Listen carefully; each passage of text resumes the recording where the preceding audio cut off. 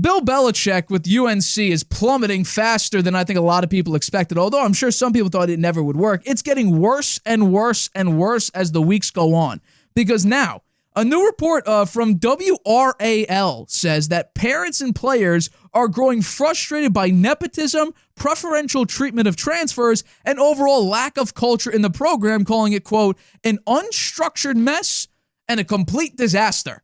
So much so that it gets even worse. Remember we heard the thing about Robert Kraft and how Belichick's not allowing Patriots scouts to be at UNC and stuff like that? Well, it gets even worse because Ross Martin said this. According to sources inside the UNC football program, it is a directive from the staff, Bill Belichick, to not tweet or retweet anything Patriots related. That's clearly why UNC football has not posted anything from Drake May's electric primetime win over the Buffalo Bills. It took nearly 24 hours for UNC, it took 2 hours, but from when the game happened, it took UNC a few hours to basically feel that backlash and then post one or maybe two highlights of Drake May. Drake May's had a phenomenal year, and it took severe backlash across fans, analysts, former players to realize that what the hell are you doing? We have an alum here who's tearing it up in the NFL, and you did it for Javonte Williams already. You've been doing that for Javonte Williams, but you wouldn't do it for Drake May, who just left your program 2 years ago. But they ultimately did it. But it gets even worse because according to WRAL, quote, it's all starting at the top and the boys are being affected. A parent of a current UNC player said, under the condition of anonymity for fear of retaliation. Seems like Belichick would do that based on his behavior. Quote, I don't fault the players. I fault the leadership that created this toxic environment. That's an individualistic mindset. The boys are young and they are feeding into it. Steve Belichick apparently has not talked or had a conversation with most of the guys on defense. He's the defensive coordinator. Is Belichick just doing everything and leaving what? The people who actually call the defense just basically not having that connection? Apparently a lot of players don't even have his number. They just surrendered 72 points in the last 2 weeks, and Clemson opened up this game with a 75-yard trick play touchdown. Apparently, Belichick's is high, while Mike Lombardi, the GM, is, quote, rude and nasty, and nobody likes him. I thought Belichick's whole thing was community. Do your job. Generate this culture. Apparently, according to the inside sources, the culture is an unstructured mess and a complete disaster. I think ultimately this just proves more so why this Belichick thing never was going to work in the first place. So much so, a 3-star recruit wide receiver decommitted for the second time. I mean, and people are even saying this now, like, can you imagine Bill Belichick sitting down with a high school student and be like, yeah, come over to UNC, when he could have other opportunities like Georgia, Oregon, even Clemson. By the way, Clemson's having one of its worst years under Dabo Swinney, and they just absolutely decimated the UNC Tar Heels. But imagine Belichick sitting down and trying to be like, yeah, I can make you an NFL prospect. Well, we have to take a look at the past couple drafts Belichick had and see his analysis of upcoming rookies. 0 Pro Bowls besides Mac Jones' replacement Pro Bowl, so I'm not even counting that right now, and 0 all pros, which I'm pretty sure 99% of his draft picks aren't even on the roster anymore. And I would say most of those players aren't even in the NFL anymore.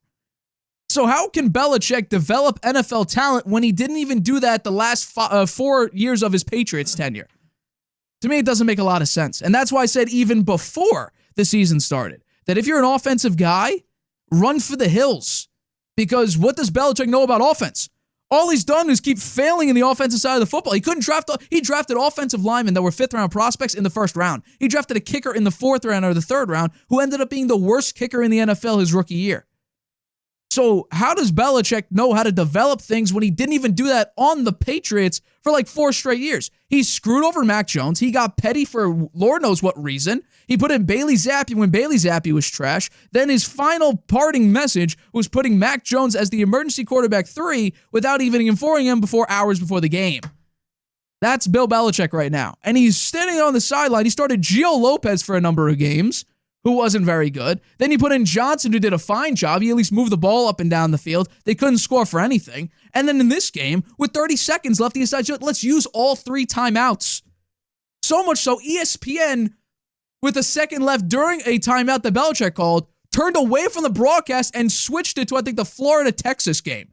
Because why have it on if Belichick's going to be that petty and keep using, his timeouts for no reason at all?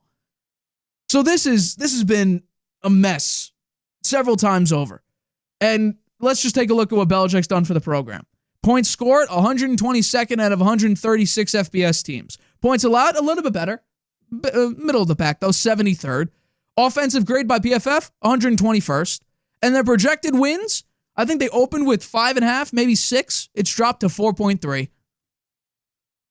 I think there's a legitimate shot, based on just ESPN projections, that they lose every game the rest of the season.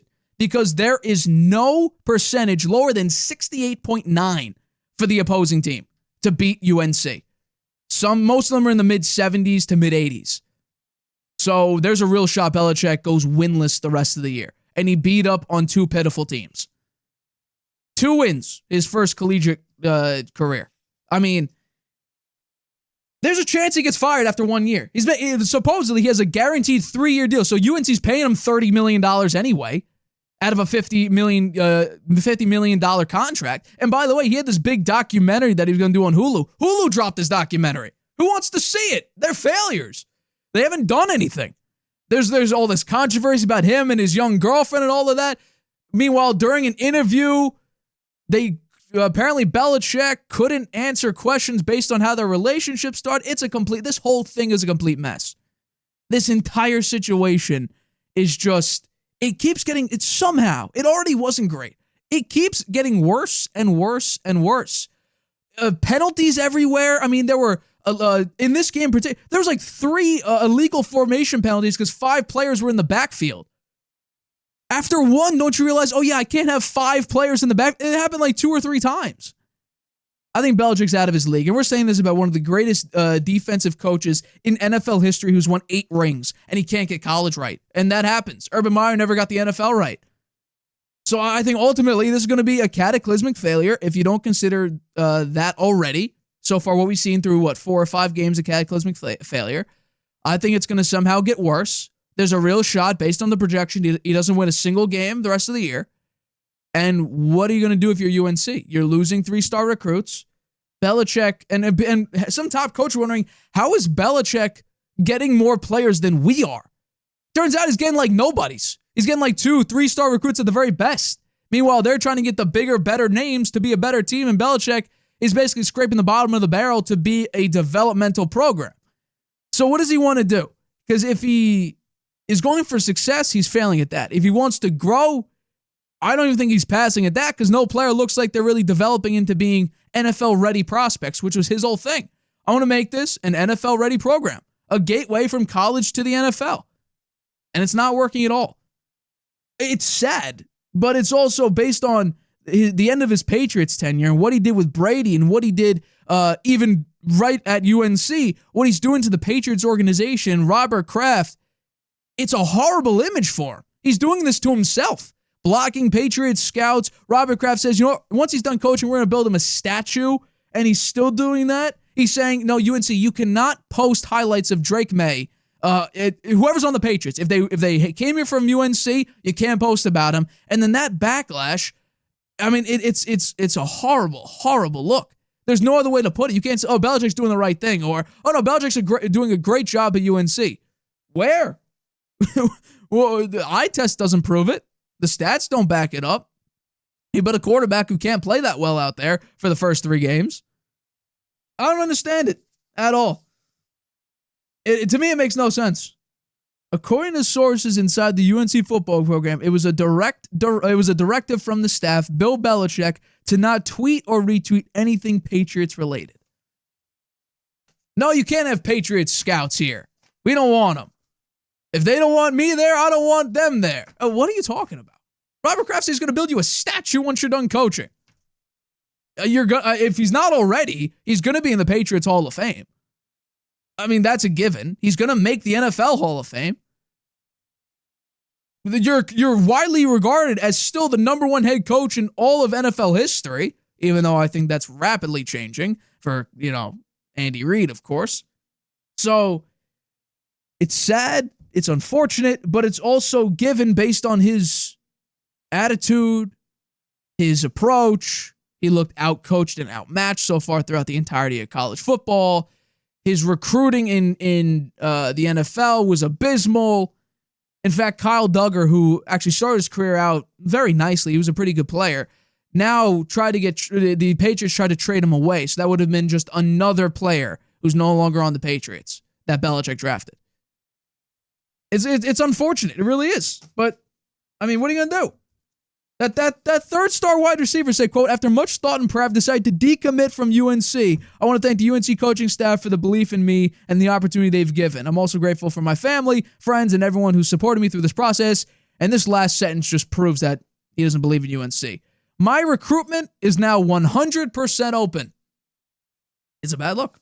That's all it is. Hi, everybody. Thank you for watching this clip of the Harvey Hour. If you want to watch the full show, you can by clicking the I in the top right-hand corner right now. If you want to take the show with you on the go, it is available wherever you get your podcast. We go live here on YouTube every single Tuesday and Friday at 6:30 p.m. Eastern. So make sure you hit that like button, that subscribe button, and the notification bell to get notified whenever we upload a video and whenever we go live.